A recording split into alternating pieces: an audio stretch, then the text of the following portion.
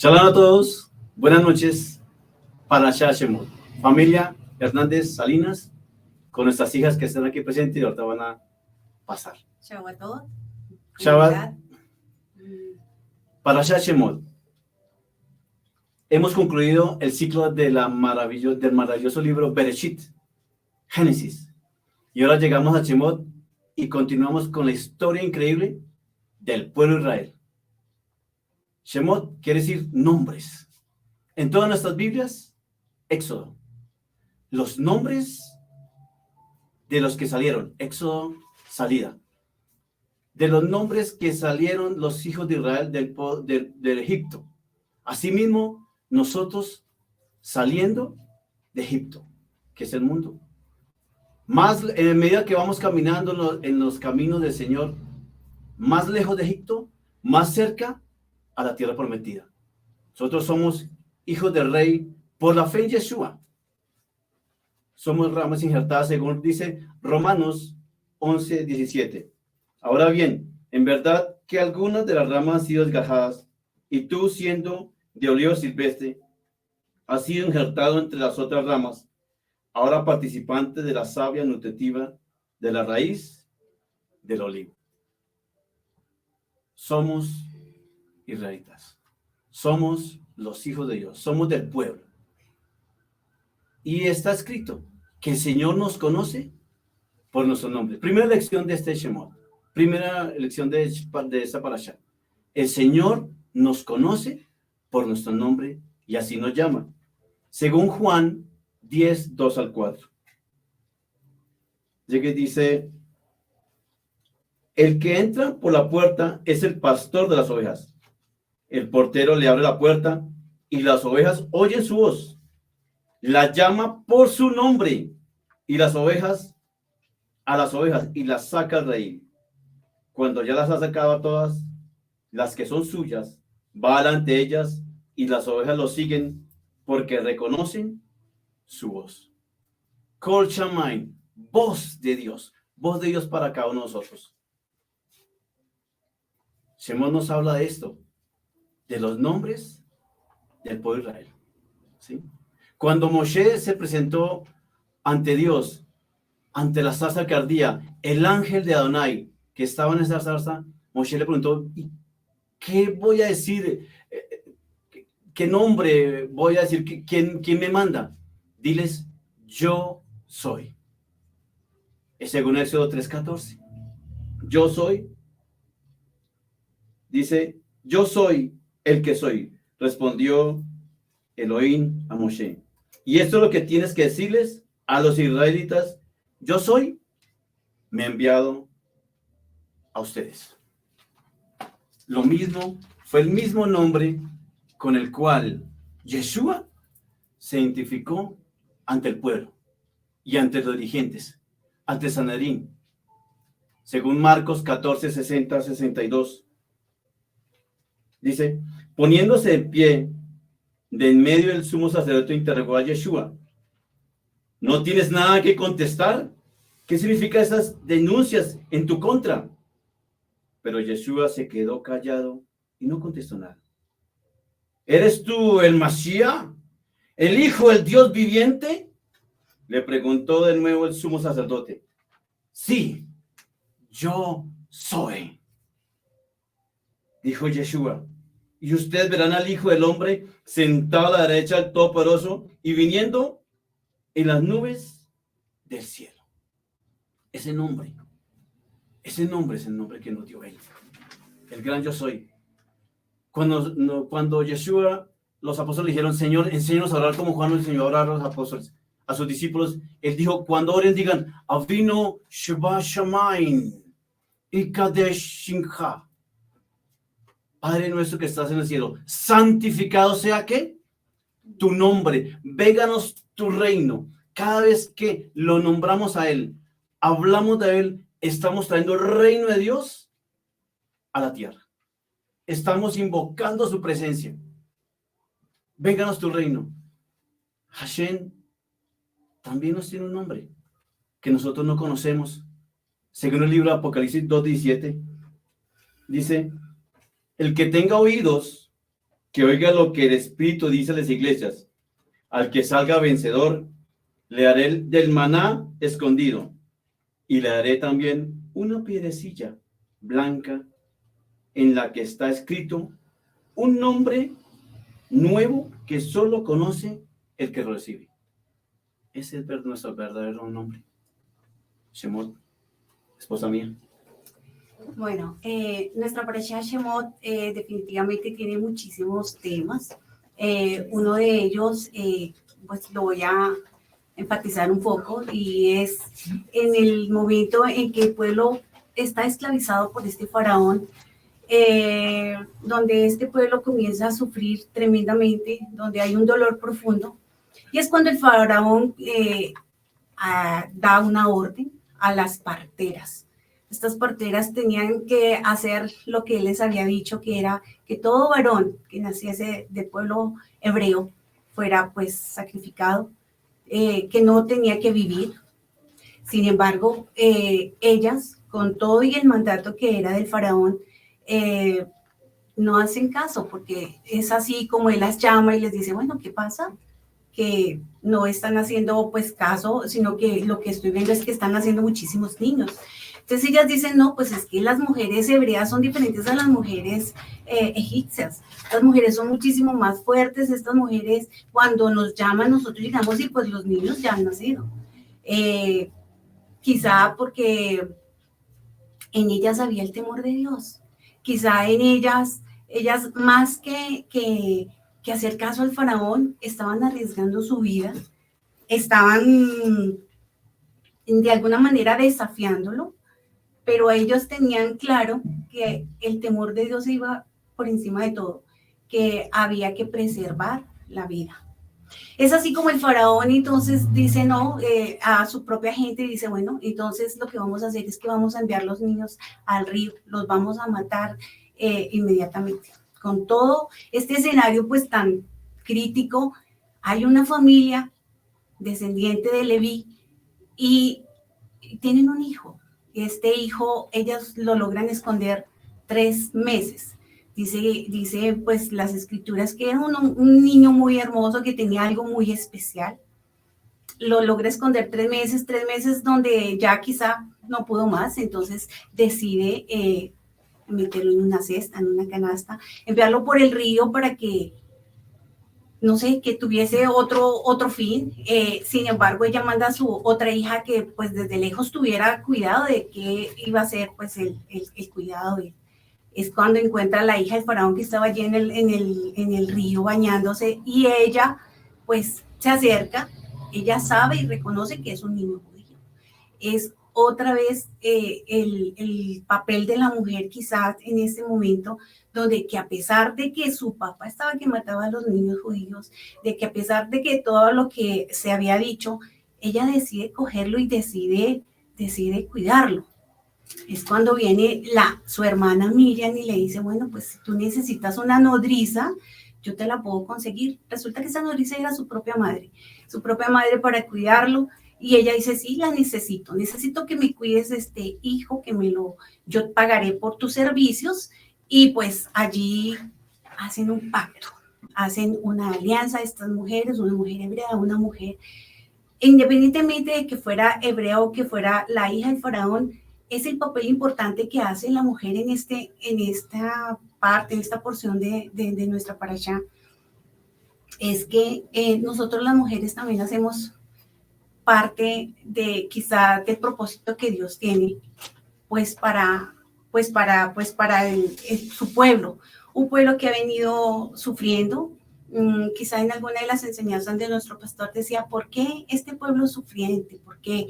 Y pues él decía, hay muchísimas como explicaciones, pero quizá uno es el que, a pesar de que es un pueblo que ha sufrido mucho, que ha tenido mucho dolor, pero tiene un propósito, y es que este pueblo ha sido escogido para una misión importante, y es dar una salvación al pueblo, y no solo a este pueblo, sino a la humanidad entera, porque es desde este pueblo donde viene, y luego vamos a ver que viene el rey David, y que por medio del rey David viene la descendencia de nuestro Mesías. el Mesías es nuestro Redentor, es nuestro Salvador. Entonces, así que debemos recordar que las promesas en el Señor son sí y amén. Esto nos lo dice 2 Corintios 1:20, donde dice que por todas las promesas que Dios son en el sí y en el amén, por medio de nosotros para la gloria de Dios. Y cuando hay un propósito, el Eterno se encarga de respaldarlo y que éste se cumpla. Y pues para finalizar, quisiera que recordemos en Eclesiastés 3:15 que dice que lo que ha sido, ya es. Y lo que has de ser, ya fue. Y Dios restaura lo que ha pasado. Entonces tenemos una esperanza grande en nuestra vida, que nosotros como mujeres también tenemos un propósito, que también tenemos no solo que cumplamos, sino que también podemos ser esas personas que Dios utilice y que podamos servirle al Señor. Mi hija. Buenas noches, comunidad. Bueno, mi nombre es Laura Hernández. Quiero compartirles con ustedes más algo, pues que primero está aplicado a mi vida, algo muy del corazón, pero que por supuesto, y creo que como a todos quienes han pasado por esto, pues primero Dios nos habla a nosotros. Quiero centrarme en la porción donde Moshe sale, se despide de su suegro, y en un asno, como con nuestro Mesías, monta a su esposa y a sus hijos. Y bueno, va en busca, o más bien con el objetivo pues de comenzar con la liberación del pueblo de Israel. Resulta que el Eterno le dice a Moshe, pues, ¿qué es lo que va a hacer con el faraón? Que va a endurecer su corazón. Y que solo hasta que mate a su hijo va a liberar al pueblo. Entonces Moshe también ya estaba advertido de qué iba a suceder pues durante todo el proceso de la liberación del pueblo. Luego, resulta que Moshe es confrontado por el Eterno. Y esto acá tomado de una de las enseñanzas de nuestro More Dudu, cuando cuenta que resulta que pues Dios le estaba hablando a Moshe de que iba a matar al primogénito del faraón para que liberara al pueblo, pero de inmediato dice que Dios en una posada, mientras iban o estaban en la posada, como en el transcurso, en el camino, se encuentra con Moshe y dice que estaba a punto de matarlo. Ahora, no es muy claro, no se entiende muy bien si es a Moshe, a su hijo, pero acá pasó algo importante que me llama mucho la atención, y es que resulta que lo que narra es que si fuera, toma una piedra afilada y circuncida al niño. Eso me hace pensar que de pronto ella al ver el peligro y cuando dice que estuvo a punto de matarlo, es que, bueno, no sé, tal vez sucedió algo antes, pero ella tuvo la oportunidad de pensar y actuar. Pero ella supo qué hacer. No pensó o simplemente Dios, no sé, lo mató, le pegó un susto, no sé. Ella supo qué hacer en el momento. Entonces, de pronto, pensando un poco en el contexto, digo, si ella supo qué hacer, si ella supo que tenía que circuncidar al niño, es porque tal vez es algo que ella ya había estado pensando antes, o de pronto con su esposo lo habían hablado, porque pues Moshe, siendo judío, estaba circuncidado y pues teniendo a sus hijos lo tenía que hacer también con ellos, pero no lo habían hecho. Entonces, en esta enseñanza también que nos da Dudu en unos años anteriores, al parecer esta posada, que en hebreo es Malón, es como un espacio o una oportunidad que el Eterno nos da de rectificar. Y entonces, de pronto pensando un poco también en la tarea que iba Moshe a hacer, en que ya también había hablado el Eterno con él y le había dado pues su misión, lo había convencido de cierta manera, le había ordenado cómo lo tenía que hacer, que Aarón lo iba a acompañar. Resulta que faltaba ese pequeñito detalle, que era circuncidar a su hijo. A veces el Eterno es así con nosotros. Bueno, en la mayoría de las veces. y de pronto como que lo más grande o lo que más se puede ver, procuramos cumplirlo, pero dejamos pequeños detalles, ¿sí? Entonces, quiero leer Colosenses 3, del 5 a 10, que dice: por tanto, hagan morir todo lo que es propio de la naturaleza terrenal, la inmoralidad sexual, impureza, bajas pasiones, malos deseos y avaricia, la cual es idolatría. Por esas cosas viene el castigo de Dios. Ustedes las practicaron en otro tiempo cuando vivían en ellas, pero ahora, hago acá un paréntesis, entonces es como digamos que lo grande, por así decirlo, ¿no? Lo más evidente. Pero también Pablo dice: pero ahora abandonen también todo esto: enojo, ira, malicia, calumnia y lenguaje obsceno. Dejen de mentirse unos a otros, ahora que han quitado el ropaje de la vieja naturaleza con sus vicios y se han puesto el de la nueva naturaleza, que se va renovando en conocimiento a imagen de su creador. Todo esto hace parte de la circuncisión de nuestro corazón. Esas pequeñas cosas que es mucho más fácil que se nos pasen, ¿sí? Que es mucho más fácil que caigamos en esto. Pero el Eterno nos da todo el tiempo la oportunidad de rectificar, ¿sí? Y de ponernos de nuevo en orden para que vayamos hacia su voluntad. Inclusive nos lleva hasta un susto como morirnos, o como la muerte en este caso con Moshe, y le permitió también a su esposa que estuviera en unidad con él y que supiera qué tenía que hacer para que Moshe pudiera seguir su camino. Todo esto simplemente es muestra del amor del Eterno, de todas las oportunidades que Él nos da, de que todo lo que tenemos es solo porque Él quiere, no porque lo que hagamos haga que lo merezcamos, sino realmente es por su amor y misericordia, y es lo mismo que nosotros tenemos que dar, porque de Él recibimos amor, siendo imitadores del Mesías. Y entonces imitadores no es solo sabernos algunos versículos, sino realmente pensar, ok, en estos casos, ¿qué haría Él? Por último, quisiera cerrar entonces, en este caso, con Santiago 3, del 13 al 17, porque entonces acá en Colosenses también Pablo termina diciendo que se haga todo con amor. Dicen en Colosenses 3:12: por lo tanto, como escogidos de Dios, santos y amados, revístanse con afecto entrañable y de bondad, humildad, amabilidad y paciencia, de modo que se toleren los unos a otros y se perdonen si alguno tiene queja contra otro. Así como Adonai, Señor, nos perdonó, perdonen también ustedes. Por encima de todo, vístanse de amor, que es el vínculo perfecto. Que gobierne en sus corazones la paz del Mesías, a la cual fueron llamados en un solo cuerpo, y sean agradecidos, agradecer por todo, hasta por lo que no nos gusta, porque eso también es parte del proceso. Que habite en ustedes la palabra del Mesías con toda su riqueza, instrúyanse y aconsejen unos a otros con toda sabiduría. Entonces, aquí esta palabra sabiduría, hace un tiempo me hizo pensar que es de cómo sé que lo que estoy haciendo realmente es la sabiduría que proviene de Dios. Entonces esto nos lo dice Santiago 3, donde dice: ¿quién es sabio y entendido entre ustedes?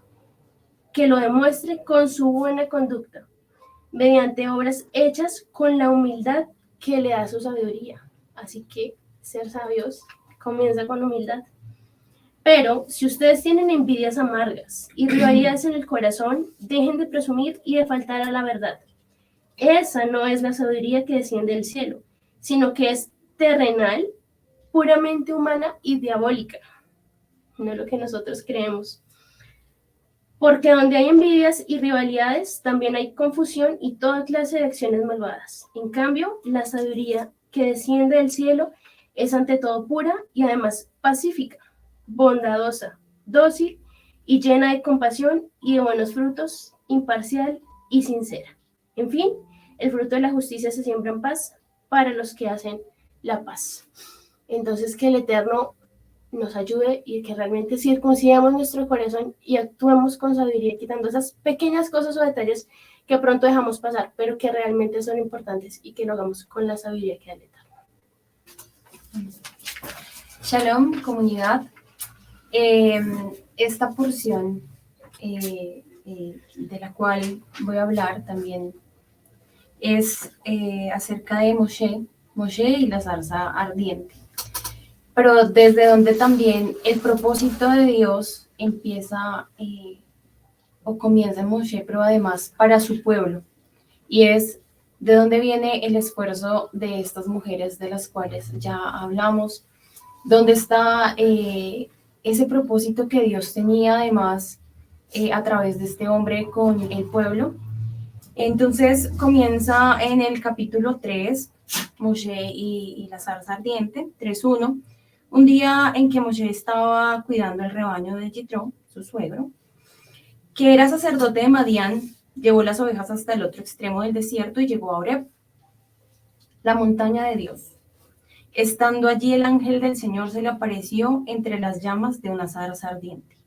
Moshe notó que la zarza estaba envuelta en llamas, pero que no se consumía. Así que pensó, qué increíble, voy a ver por qué no se consume la zarza. Cuando el Señor vio que Moshe se acerca a mirar, lo llamó desde la zarza. Moshe, Moshe. Aquí me tienes, respondió. No te acerques más, le dijo Dios. Quítate las sandalias porque estás pisando tierra santa. Estudiando también esta porción y de cómo fue el llamamiento de Moshe, aquí hay una cosa importante, y es que a él le llama la atención principalmente que ve la zarza y que no se consumía aunque estaba en llamas.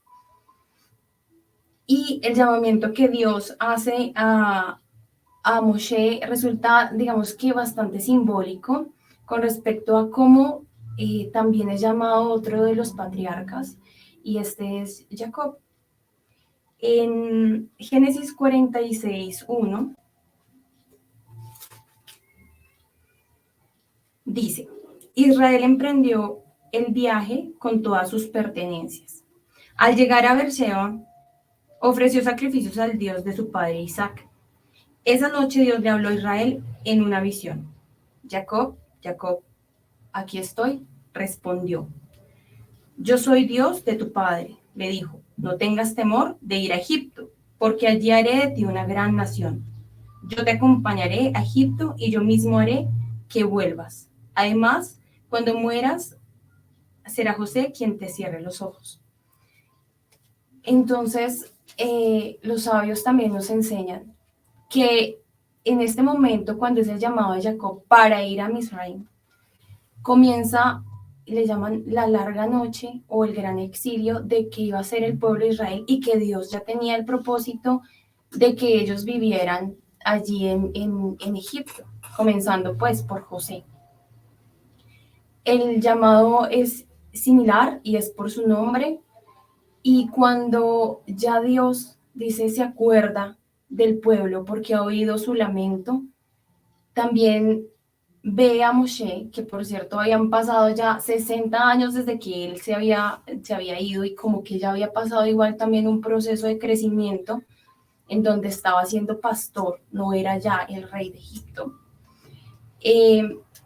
Y él dice también, aquí estoy, y respondió. También que habló a Jacob en visiones de noche, y cuando habla Moshe lo hace de día, y es como esa luz que ahora resplandece para la salida del pueblo de Israel. También la pregunta es, ¿por qué una zarza? ¿Por qué no un árbol más grande, más majestuoso o algo más simbólico? ¿Por qué una zarza que quizás es algo muy pequeño? Y también es que Dios está en todo el mundo y está hasta en lo más pequeño, así como lo es Israel dentro de las naciones.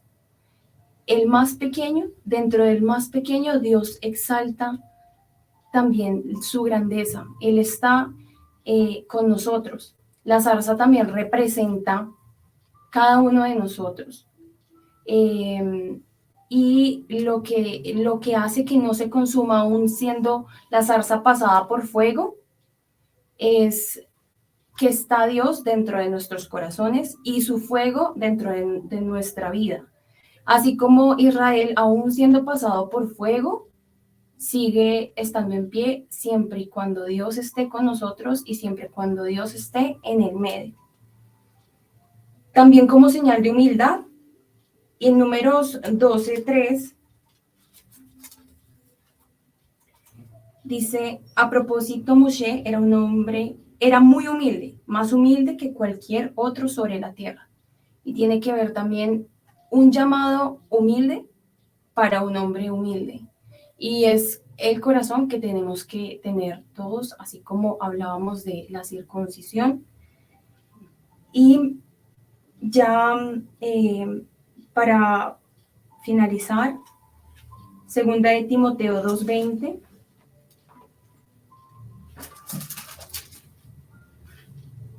Nos dice, en una casa grande no solo hay vasos de oro y de plata, sino también de madera y de barro, uno para usos más nobles y otros para usos más bajos.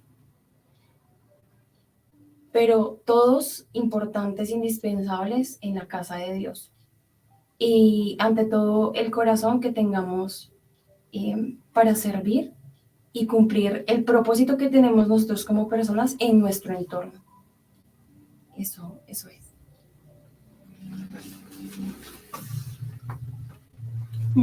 Bueno, buenas noches, comunidad. Mi nombre es Daniela. Bueno, yo quise enfocarme más que todo en el final de esta parasha. Y empiezo contando cuando Moshe y Aarón tienen su primer encuentro con el faraón. Plantean la solicitud, pero pues él no les deja ir. Pregunta, ¿quién es Adonai? No lo conozco, por tanto, no dejaré que el pueblo se vaya. Moshe vuelve a hacerle la pregunta al faraón y añade una amenaza. Si el faraón no deja salir al pueblo, el Señor castigará a Israel con plagas y los matará a filo de espada. El faraón se vuelve a negar y pone tareas más arduas al pueblo, quitándoles la paja y exigiendo la misma cantidad de ladrillos. El pueblo pide al faraón, él no cambia las órdenes. Entonces Moshe habla con el Eterno y le dice como, Señor, desde que tú me tienes aquí, desde que hablé con el faraón, él no ha hecho más que tratar mal a este pueblo. Y el Eterno le confirma asegurando que solo por su mano el pueblo de Israel va a salir de Egipto. Entonces, todos tenemos un faraón. Todos tenemos un faraón. ¿Y quién es ese faraón? Ese faraón es nuestro orgullo, aquel que a veces nos incita a hacer el mal, a cometer esas malas decisiones, quien nos llama esa inclinación al mal. Los tiempos son cíclicos. En este momento, lo que en su momento fue Egipto, ahora es nuestro mundo. Y en este gran Egipto habitan nuestros faraones. La pregunta que tenemos que hacernos es, ¿cómo dejamos de lado a nuestro faraón y lo convertimos en Moshe? Moshe fue criado en un momento por su madre biológica, su madre hebrea, pero al ser entregado a la hija del faraón, entonces él ya procede a ser egipcio y pudo tener una vida muy buena, llena de riquezas, de poder, porque pudo haber sucedido al faraón, pero era una vida llena de pecado. Y él decide ir con el Eterno, decide retornar a sus raíces, retornar a su camino. Y en esto también el faraón plantea algo y es, ¿quién es Adonai? Esta tal vez sea una de las preguntas más importantes que encontremos en esta parasha. Porque en nuestro propio orgullo, nuestros faraones hacen esa pregunta. Entonces, ¿quién es él? Y es algo que decimos cuando nos alejamos de su camino, cuando lo olvidamos, porque creemos que sin él vamos a poder y solo estamos entrando en el pecado, en la oscuridad de este mundo y en esa maldición. Entonces él tiene que enviarnos las plagas para hacernos caer en cuenta y que nosotros seamos conscientes de que debemos retornar a él. Tal como lo dice Mateo 6:24. Nadie puede servir a dos señores, pues menospreciará a uno y amará al otro, o querrá mucho a uno y despreciará al otro. No se puede servir a la vez a Dios y a las riquezas. Entonces debemos elegir servir al Eterno o servir a nuestro orgullo. No podemos servir al faraón y servir a Adonai. Y cuando el pueblo de Israel sale de Egipto, hubo una parte que decidió quedarse. Entonces esto nos hace entender que el Eterno no nos obliga a seguirlo a Él, sino que nos da la potestad de elegir por qué camino vamos a ir. El primer mandamiento dice: yo soy Adonai tu Elohim, que te sacó de Egipto, tierra donde eras esclavo. Pero es nuestra decisión que ese mandamiento se cumpla. Nosotros decidimos si vamos con el Eterno. Y para finalizar, ¿cómo retornamos al Eterno? ¿Cómo volvemos a Él? En Mateo 3:8 dice: produzcan frutos que demuestren arrepentimiento. Si retornamos al Eterno, si le demostramos que hemos cambiado, que nuestro corazón se ha renovado, que estamos dejando de lado ese faraón, entonces Él nos va a permitir volver a Él. Y así, de esa manera, nuestro faraón se acaba y se cambia por Moshe. Muchas gracias. Muchas gracias, comunidad. Vamos a terminar con la oración. Avinu Sheba Shamayim, te damos muchas gracias por la vida, por la salud, por el techo, el vestido, el alimento y todo lo que requiere nuestro ser. Tú has sido bueno con nosotros y eso lo sabemos muy bien. Señor, ayúdanos, Señor, a vencer nuestro Yetzer Hará, Señor, a alejarnos de Egipto y acercarnos más a la tierra prometida, Señor. No puede ser que andemos todavía como niños, siendo ya mayores, Señor bendito, y todavía necesitemos de los viejos rudimentos. Ayúdanos, Padre mío, ayúdanos a acabar con ese faraón, ayúdanos a cumplir el propósito que tú tienes con nosotros, como varón, como mujer, o como hijos, y como familia. Por los méritos de Yeshua Mashiach, te damos muchas gracias por esta oportunidad, y gracias por los líderes que nos has dado, nuestros pastores y nuestros moré, en nombre de Yeshua. Amén. Amén. Muchas gracias. Chau a todos. Chau a todos.